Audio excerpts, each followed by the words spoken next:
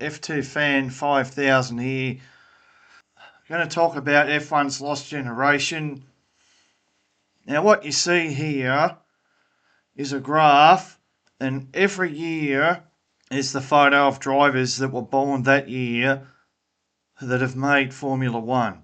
So we'll go through it. 1990, we've got Jaime Al-Jaswari, Charles Pic, Jean-Eric Verne, Marcus Ericsson, and Sergio Perez.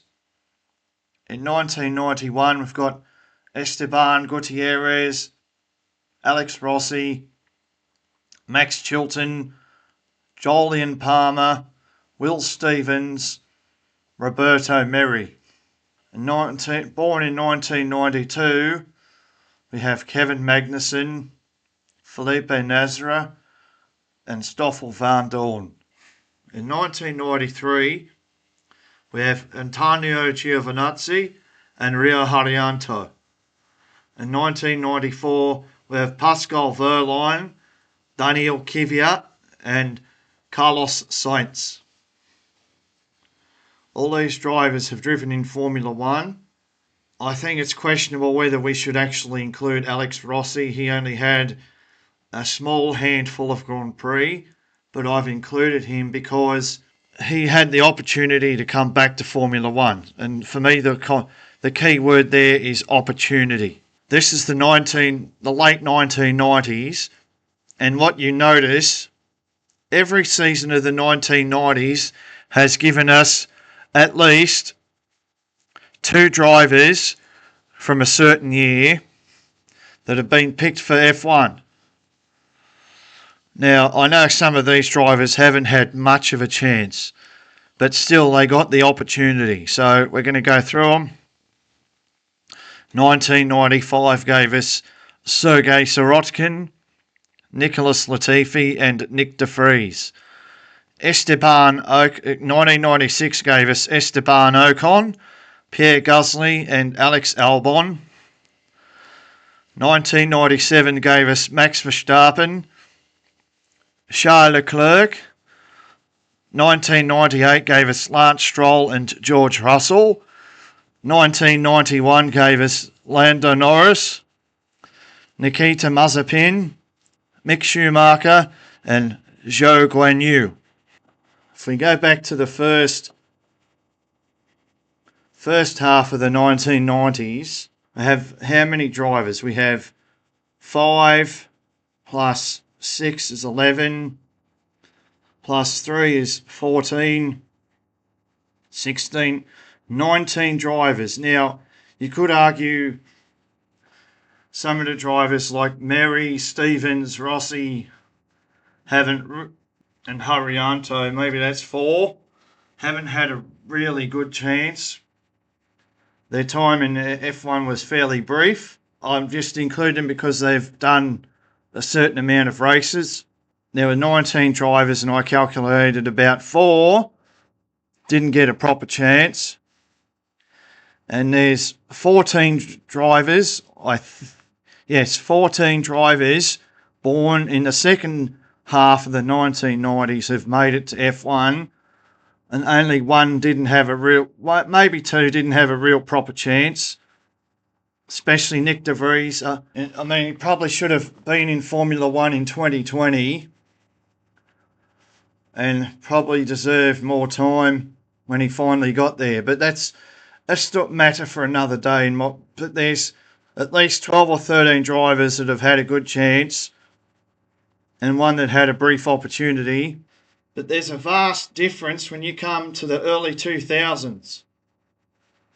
So these are the drivers born from 2000 to 2004 have been promoted to Formula One or had an opportunity. Logan Sargent, Yuki Tsunoda, Oscar Piastri, Liam Lawson, Franco Colapinto, Gabriel Bortoleto, and Isaac Hadjar. Can you see how there's hardly anyone there? I feel as though this shows that somewhere there's been a blockage from getting young drivers into F1, or how shall I say, newcomers. And there's a Another interesting point, that the age of the drivers has gone down considerably. If you're getting on in the 20s, you don't make it now. So the Formula One has vastly changed. But when I look at this, what I see is that there's a point coming in a few years where certain drivers have no competition. And how is that? What do I mean by that? Okay, so we can see now that, let's say Oscar Piastri, I think he's the best example. And another good example is Bortoleto, but we'll get to him soon. Oscar Piastri is going to be is 24 this year. He's already fighting for the world title. And there are other drivers that are born in the late 1990s that are just that little bit older than him. Especially here, like Charles Leclerc, George Russell, Max Verstappen, and Lando Norris. I mean, right there is 4 elite level drivers who are competing, and Oscar Piastri is competing against them. But here's the thing, because Oscar Piastri is just that little bit younger than them, when they reach their 30s, or a point where they might feel burnout, Oscar Piastri is just that little bit younger than them, then he'll probably overtake them. The thing is, going forward in about 5 years' time, Piastri will be about 28, 29, and these drivers will already be like 32, 33, 34, and I think that'll give him the edge. And because no one around him that is potentially the elite level has been promoted to Formula One, it might be fairly easy for him to win titles. Now, look at these other 7 drivers here. I think, and this is just my observation, which could be wrong. I think, Sargent and Tsunoda. Sargent's gone. Tsunoda is likely to be on his way out. And I don't know how much longer Lawson has in Formula One, or what's going to happen to him. I don't know. Actually, I think he's a better driver than people think. But anyway, And then we've got Colapinto, and then we've got the 2 drivers born in 2004, Isaac Hadjar and Gabriel Bortoleto. Because drivers like Antonelli, Behrman, and particularly Lindblad are coming into F1 that are born in the next sort of half decade, it's highly unlikely that any other driver born here from 2000 to 2004 is going to enter Formula One from now on. So these 7 drivers, that's it. I think that's very bad. As I said, I think we haven't seen the full best drivers of this generation make it to Formula One. It seems now that Formula One has this thing where it doesn't want drivers to make Formula One. And the thing is, in 5 years' time, when the people born in this mini generation are at their peak, there's no one much to fight with. There's no one to battle with. As I said, drivers like Russell and Leclerc will still be there, Verstappen, Norris, but the thing is, because they're further along in the curve than Piastri or, say, Bortoleto, or potentially Isaac Hadjar, the Hadjar has some Red Bull dramas to deal with. Those other drivers like Leclerc and Russell are further along the curve. I think this gives the advantage to Piastri and Bortoleto, and once they get in a competitive car, they really have no one to fight against. They have no one to stop them. So if Bortoleto's in a competitive car in a few years, and say Piastri isn't, or they both are, who are they fighting? Their peers are not there in Formula One with them. The majority of their peers have been kept out. My question, what is the value? Because to me, The main reason you want to watch Formula One is because you want to see the best drivers in the world battling it out for the championship.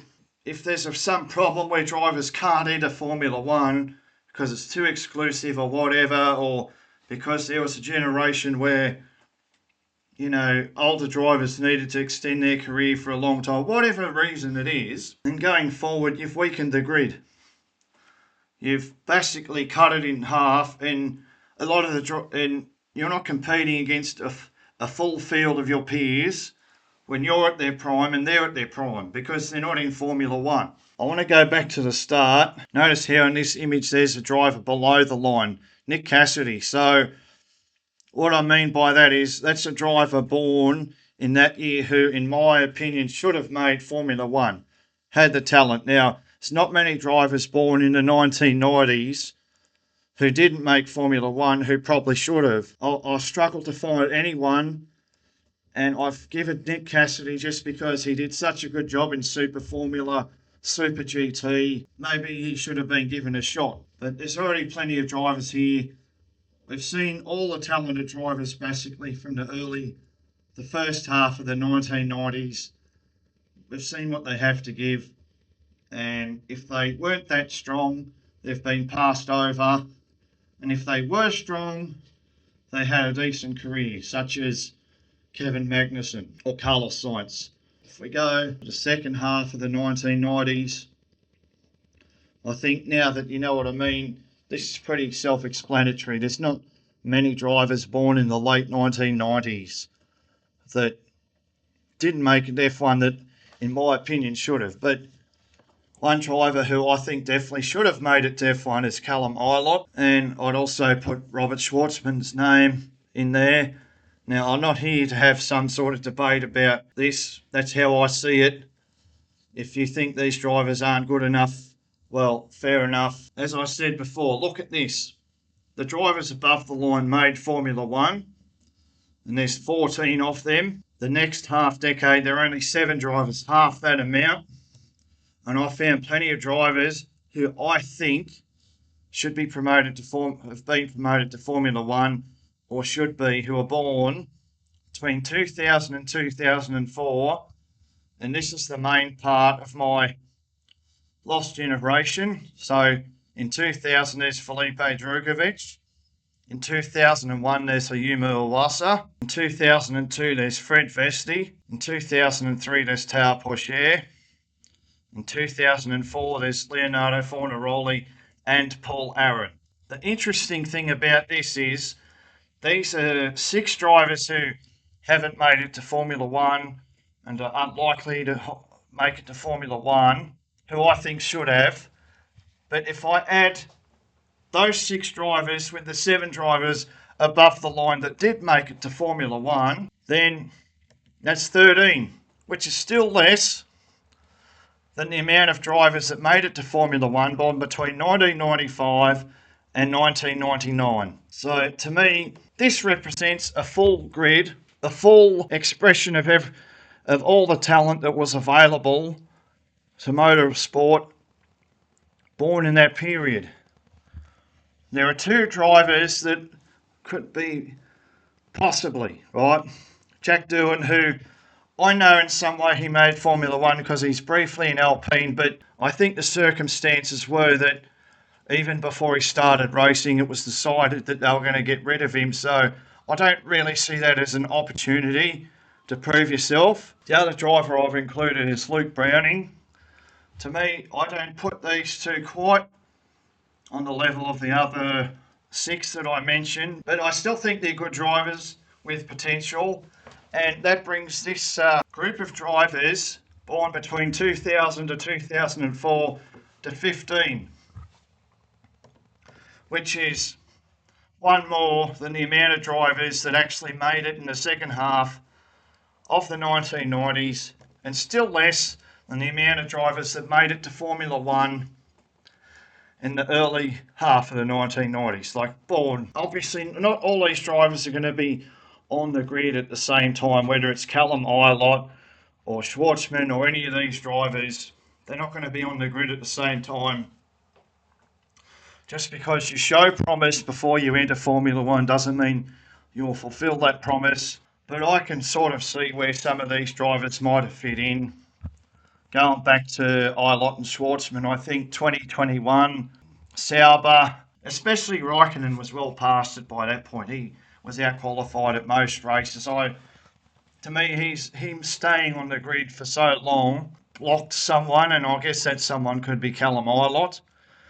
And maybe I'd throw Robert Schwartzman in there as well, who was maybe he could have been at the Haas instead of Nikita Mazepin. Now, coming to here, Felipe Drugovich, where he could have gone. Well, in 2023, I suppose, Drugovich won F2 that year. Logan Sargent finished fourth, so Williams should have picked Drugovich instead of Sargent. It was, there's always space at Racing Bulls somewhere. He wasn't so impressive in F2, but his second season of Super Formula is very impressive. Fred Vesti, I'm sure. I mean, if you think about 2024, yeah, there were some drivers that were past their prime that needed to be replaced. Again, the Williams, Logan Sargent already underwhelmed in his first season. I mean, Tao Pacher could have got the seat that Joe Guan Yu or even Valtteri Bottas. When we talk about the likes of Paul Aaron, Leonardo Fornaroli, there's still drivers that are past their prime on the F1 grid. Plus, they're coming back with Cadillac as well. So, there's definitely space for these two drivers. But Formula One does not wish it that way. They would rather reduce the amount of drivers entering the sport at the moment. But I don't I think if this happened, if these drivers came into Formula One and found themselves into decent seats, I think I'd feel like we'd had a full grid. But in a few years' time, with Piastri and Bortoletto and a lot of drivers that are getting older, or drivers that burn out or getting past their prime, I feel like it's going to be a bit of an empty grid. Now, who's coming, right? So we already have Behrman and we have Antonelli. I think two drivers that are it's a bit up in the air how good they're going to be going forward because they've been promoted at a very young age. And then we're going to get Lindblad. I'm just not sure I'm seeing those drivers there really on the level as someone like Bortoletto or Piastri. Maybe they are. Yeah, it's hard to say. And then, of course, after that, who else might come? So, Rafael Camara, born in 2005, is likely to enter Formula One in 2027. Freddie Slater, born in 2008. Possibly Ugo Chukwu, born in 2007. I don't really see anyone else that... I mean, you think there's three drivers, right? Camara, Chukwu, Slater. And there's three drivers that are either, that are pretty old, like Hulkenberg, Hamilton, and Alonso. If they retire in the next few years, then there's three drivers to take the spot. And a lot of the other drivers of that coming generation from 2005 to 2009 are probably going to miss out because anyone younger than Nico Hulkenberg at the moment, I suppose there's Bottas and Perez coming back, but I don't know how long they're going to try and hang on the F1 grid for. But you think of the current drivers, except for the three that I mentioned, the others are 30 years or the most of them are around like late 20s. And they're going to be on the F1 grid, I suppose, for another 10 years, most of them. So if F1 doesn't want to fix the problem that it's hard for younger drivers, there's a blockage for them, then I don't know, it's sort of as if they're not terribly concerned about how strong the Formula One grid is going forward, and that weakens the sport.